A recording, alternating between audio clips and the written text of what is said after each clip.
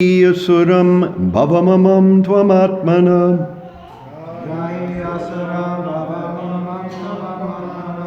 Jahi asuram bhavamamam tvamatmana Samam mano datsvana shanti vidvisha Samam mano datsvana shanti vidvisha Rite jitadatmana utpatesti tat Rite jitat atmana utpatesti tat Taddihirantasya mahat samarhanam Taddihirantasya mahat samarhanam Jahyasuram bhavamamam tvamatmana Samam manodatsa nashanti vidvisa Rite jitadatmana utpatesti tat Taddihinantasya mahat samarhanam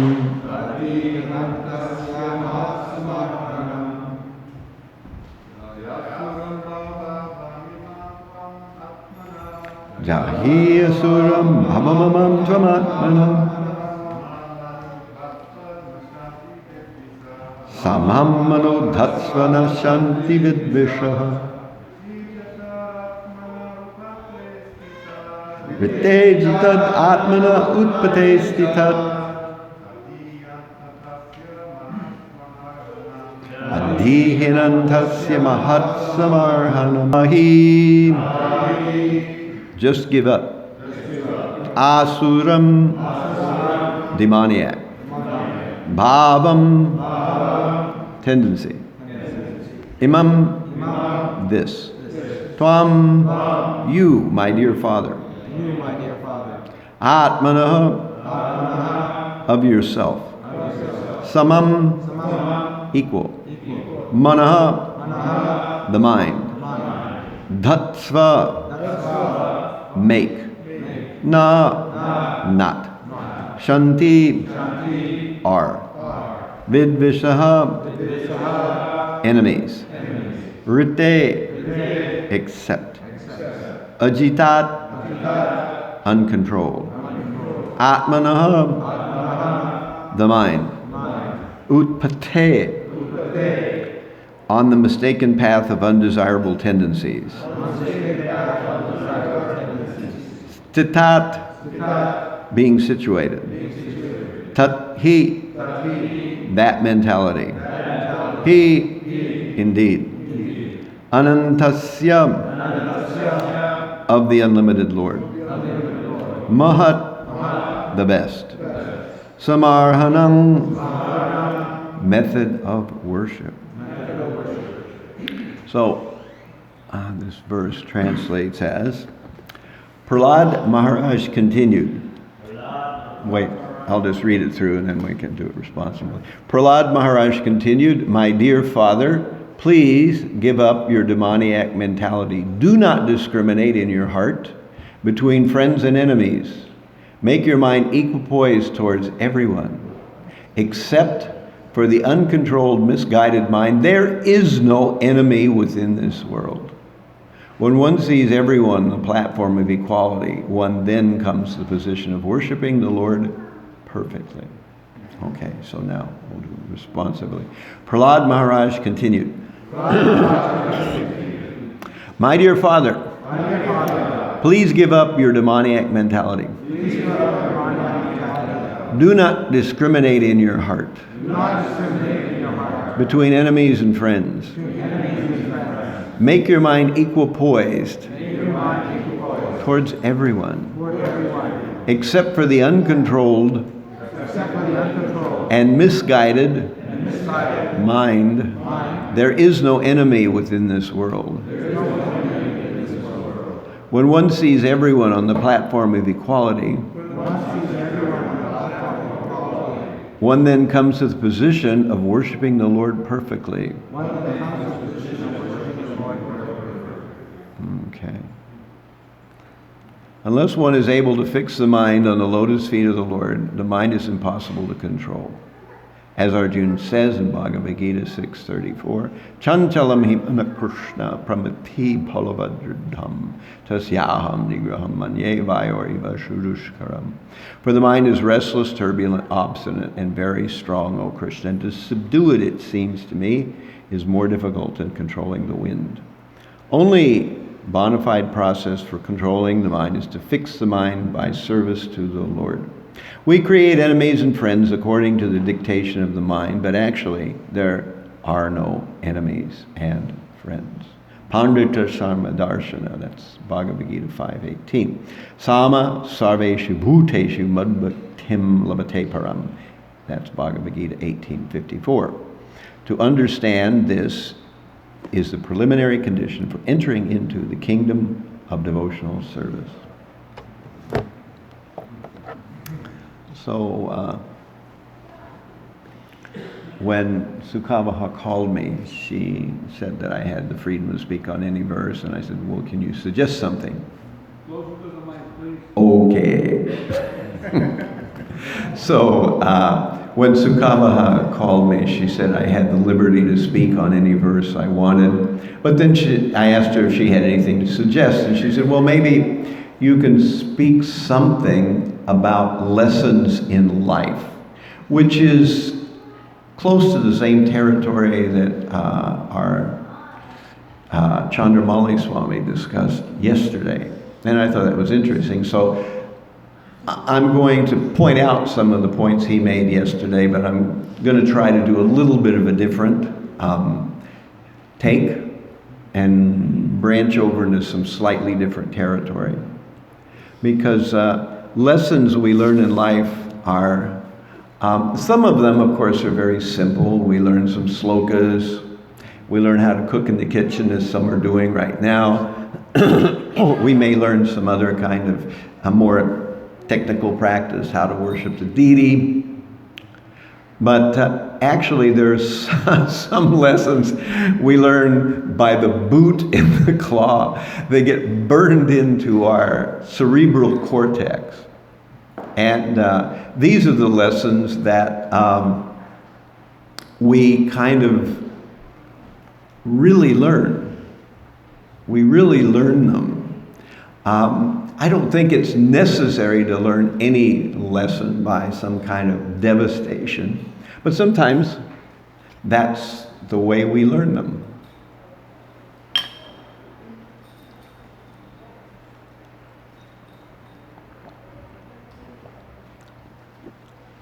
So I'm going to call to mind about 5 different stories from various Vedic texts.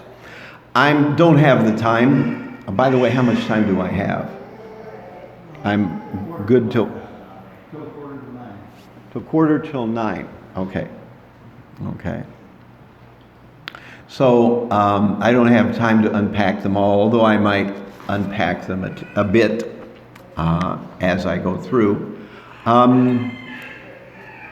We can see that life is not always pretty, and life is not always easy, and life is not always straightforward. But in the end, we are made better. And in the end, as I'll recapitulate, I hope at the end, that every story in Krishna consciousness is ultimately a success story. Every story in Krishna consciousness is ultimately a success story. So the Bhagavatam and other Vedic literatures are full of turbulent stories, like the Daksha curses Shiva story, which I'm going to do a segment on at 26 2nd Avenue this coming Thursday. I'm going to put it on YouTube. Hopefully I'll get it up. The story of Dhruva, the story of Ajamil. There's another story where, turbulence and learning hard-won lessons. Indra attacks Vrindavan. That's an interesting story, actually, if you look at it deeply. If you talk about offensiveness, Indra was pretty dang offensive, you know. He was not just trying to, offend the Vaishnavas of Vrindavan. He was trying to kill them. However, Krishna, in his intimate wisdom and potency, not only saved the residents of Vrindavan from angry Indra, but he saved Indra from making an offense that would have been kind of super bad. So we see Krishna is active in many ways. And of course, another interesting story is the story of Mandavya Rishi, or Ani Mandavya, who was impaled mistakenly impaled by a king for being part of a robbery when actually he had nothing to do with it. But because he was taking a vow of monam, or silence, he didn't speak. And so he didn't defend himself against false accusation. So we see that Krishna never promises us a rose garden, although Betty Hickey does pretty well. We really don't know what the next thing is going to be that's coming down the road. And we wish that things were always kind of smooth or whatever. But lately, I'm discovering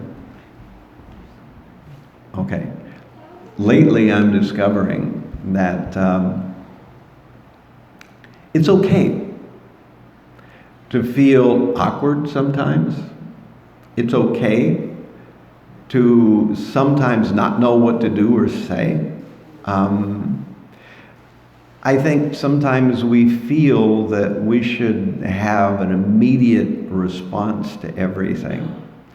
And sometimes when we're in an awkward situation, we just want to get out of it, whatever it takes, you know. Look at the watch, make some excuse, run off or something. But sometimes the best thing to do is just to try to go through the awkward situation and understand, okay, I feel awkward, so what's wrong with that? I mean, I can't do anything about it. Maybe I can learn something in this situation. And maybe feeling awkward is not really my fault, nor is it anybody else's fault. It's just the way things are sometimes. And to resist the idea to defend oneself, to resist the idea to say something that may be expected by somebody else, to say something that seems like an immediate conclusive statement, sometimes that's maybe the right thing to do. At least we can learn that way. And I was really kind of, I'm honored that I get a chance to bend your ears a little bit here. I'll try to make the time worthwhile, and please give me your blessings. I don't always get a chance to speak here, so I'm wading into territory that is actually emotionally charged. No one can be in New Vrindavan for any length of time and not know that there are some elephants in the room. We one time had an elephant, but this was a different kind of elephant. And although it's a sadly too often trafficked metaphor, the elephant in the room. We have our issues with the past, the leaders and people in our movement that were one time part of New Vrindavan, Kirtananda in specific. We have our issues with the whole idea of the mistreatment of children here, the child molestation situation. We have our issues here with even the idea of an agrarian community that this is supposed to be, and somehow is not quite yet. These are some of the elephants in the room. There are more. These are probably the biggest ones. And to get over them, I think we really need to learn how to dialogue. But you don't learn that in school, I'm afraid. And I don't know where you learn that exactly. And these days, it's becoming more and more obvious that in the outside world, this is something that everybody thinks should be done, but nobody knows how to do it. That the ability to talk with people who have a different point of view than you and not feel necessarily threatened by that, and at the same time, take away what can be taken away and maybe modify one's own position or understanding. Because after all, Krishna is the reservoir of all contradictions. So some things are just contradictions, some things are paradoxes, and they will always remain paradoxes. And there's not much more to think about it than that. Om Purnam Adapurnamidam Purnat Purnam Udachyate Purnasya Purnamadaya Purnam Eva Vishishyate. Everything created by the Lord is perfect and complete. And as a complete, perfect whole, it is an emanation that needs nothing from outside. And even though many complete and perfect wholes emanate from the Supreme Lord, He remains the complete balance. And in the purport, Prabhupada says an interesting thing, that all forms of incompletion are coming from incomplete knowledge of the complete. So we are trying to gradually get a bigger zoom, like if you're into photography or videography, you know, you zoom out, you see more of the picture. You zoom out, you see more of the picture. You zoom out even further. He's zooming out right now. You see even more of the picture. So the more of the picture we can see, the more we can actually understand where others might have some kind of something to tell us, something they need, something whatever, something we can work through. So some things have many, many deep layers, and it may take some time to work through them, but it takes the time and the effort. Like right now we're getting together, this entire episode that we had here, this festival of New Vrindaban Palace reunion. Devotees are coming together, have not been together for a long time. And as a result, there's a chance to share. At some point, maybe there'll be a chance to dialogue on some of these deeper, more emotionally charged things in a setting where we can try to figure out what kind of environment it would take and what the parameters would be and how to do it in such a way that maybe nothing would be resolved right away, but once the zoom was big enough, maybe we could understand where we are and where somebody else is, because I think oftentimes the zoom is just too small. And one thing that I have heard in outside sources is that when someone leads with an accusational statement, then it causes the other part of the dialogue to completely break down. The person becomes defensive, no longer interested in hearing what the first person has to say. And the dialogue breaks down completely. So that's one thing that needs to be avoided somehow. But of course, many times it's the emotional aspect of these issues that makes it so gnarly, you know. Of course, time tends to heal all wounds. And other thing that I've had the realization of is the big eraser coming to get you. So the big eraser is waiting for all of us at the time of our transmigration from this body. Everything gets erased. We actually do get the reset button if we haven't found it ourselves by that time.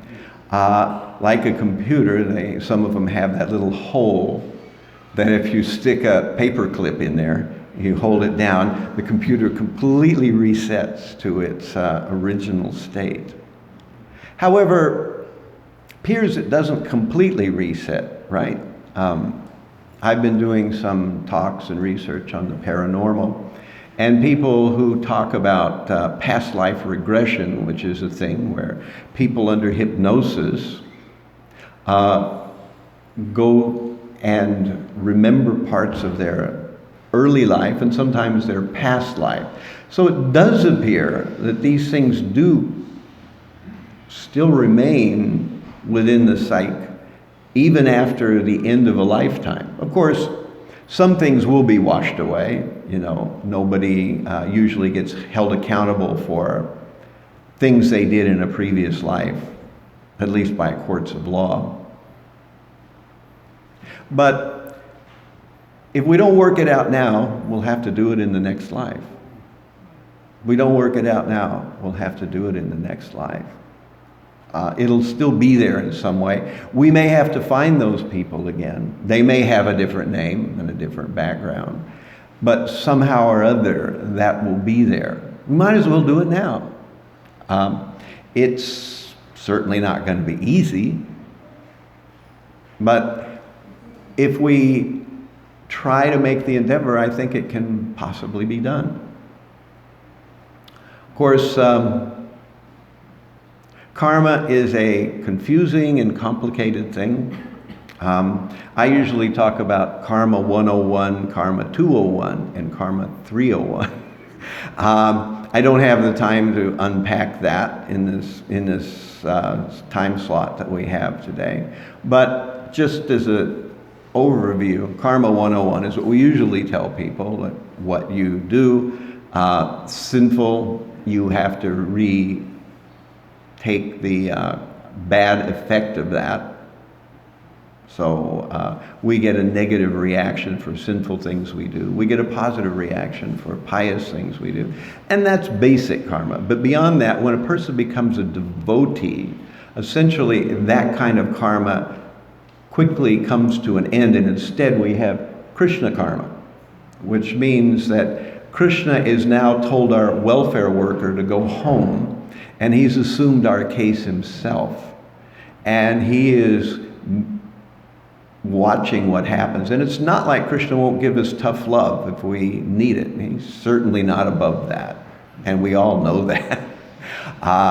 So no need to push it to that point.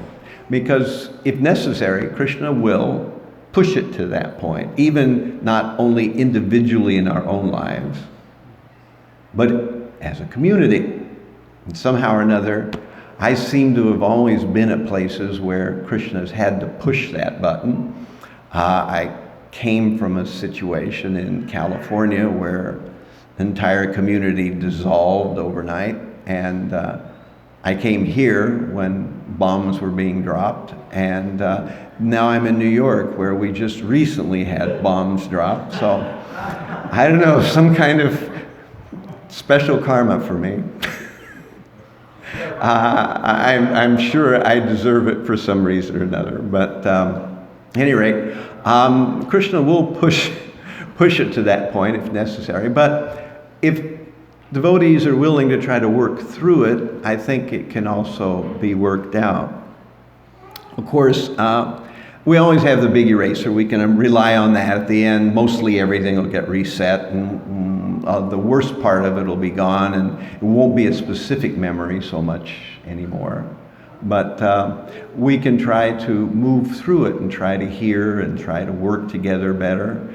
And I think that probably a lot of things have been resolved at a deeper issue, and people are ready to let kind of bygones be bygones. As Chandramali so nicely stated yesterday, that there's a difference, however, between forgiveness and trust, that one can forgive, but trust has to be won. Generally, we give trust to people for free. That's how our whole society works. If you didn't trust your bus driver, you don't know him from anybody, or the guy that's piloting your plane, or the person who is checking you out in the grocery store, but you generally trust them. But when somebody violates that trust, then we are very reluctant to trust that person again. And sometimes that trust can be violated at a very deep level where it breaks the heart. And in the story of Dhruva Maharaj, Canto 4, Chapter 8, Text 36, Prabhupada says the heart is like a vessel that once broken can never be repaired in any kind of way.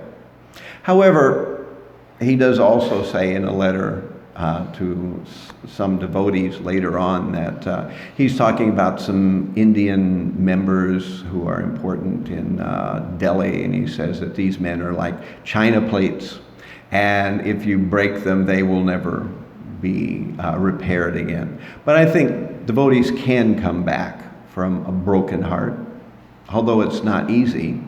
And what exactly it will take is not always easy to understand either. It's going to take some thought and some, genuine effort. But just understanding and agreeing that someone else is in a position that we may not have ever experienced, or we may not fully understand, that already goes a long way to, making things better. So,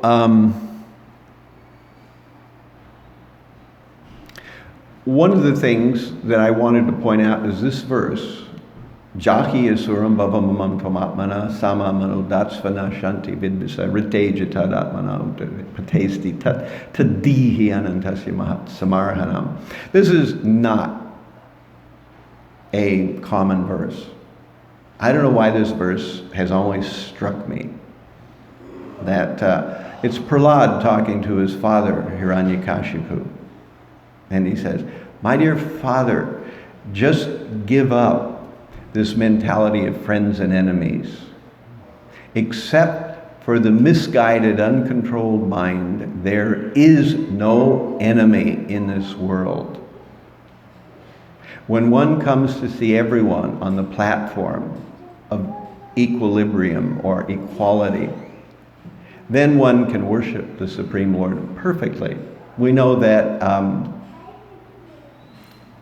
a Kanishta Adhikari knows how to behave in the temple, but does not know how to deal with others. So we should try to come to at least the Madhyam Adhikari stage. And to do that, we need to try to learn how to see with the biggest picture possible. And often what gets in the way is the emotional content. How does that emotional content get there? And that is what I call the mad disc jockey of the mind. And just like in radio, a person will play a song and they'll play the same song over and over. And this is how records are made, how bands become famous. We hear it over and over again. It gets etched into our minds. There's something about the crazy disc jockey in the mind that tends to want to dwell on the unpalatable, the darker side, the negative side. Like we know that there's some children who do well in school, they get almost straight A's, but they make one B plus in something. What do the parents remember? All the straight A's or the one B plus, you know? Similarly, if we have a bunch of good experiences in a particular situation, but one nasty one, which one do we remember? There's something perverse about that. I don't know exactly how or why that works that way, but we are attracted to being somehow agitated or offended or being somehow distressed. We kind of, there's a bizarre relish in it, you know, and that's why the mind focuses on it. And then the mad disc jockey of the brain gets kicked in, you know, where they shouldn't have said that. He really shouldn't have said that. I'm going to put it out on my own, but they really shouldn't have said that. They really didn't understand me. They really shouldn't have said that, you know. And then every time we revisit it, I mean, there's nothing wrong with understanding what's right and what's wrong. There's nothing wrong with it analyzing a situation to come to a conclusion about it. Sometimes we ain't coming to any kind of conclusion. We're just rehashing something. And we rehash it over and over and over, never actually treading any new mental, you know, realization from it. We just rehash it like a broken record or like a crazy disc jockey playing the same record over and over again. Each time we do,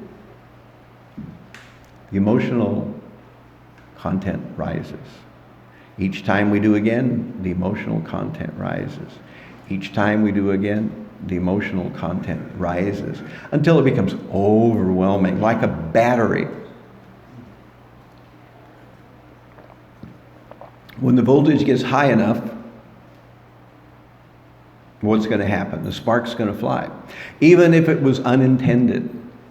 We'll perceive an offense or someone will think we've offended them because the battery has gotten more and more charged. And this becomes a complete obstacle to communication. It becomes a complete obstacle to being able to work some problem or some difference of opinion out. When you stop to think about it, I think about this all the time when I'm out on the street. If I'm watching people walk down the street in New York City, I'm thinking, how many people could I have an argument with if I just stopped them right now? Oh, okay, we're running out of time. Okay. So I'll have to cut to the chase because this is